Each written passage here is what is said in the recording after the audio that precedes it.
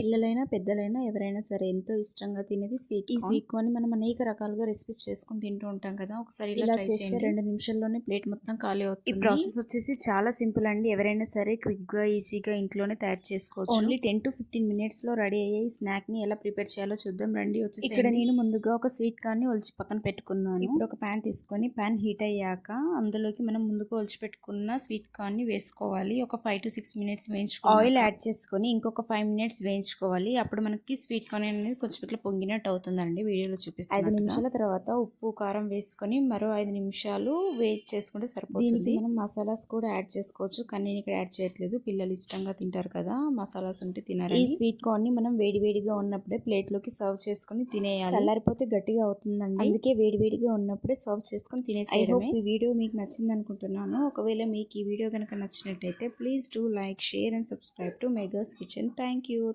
for watching.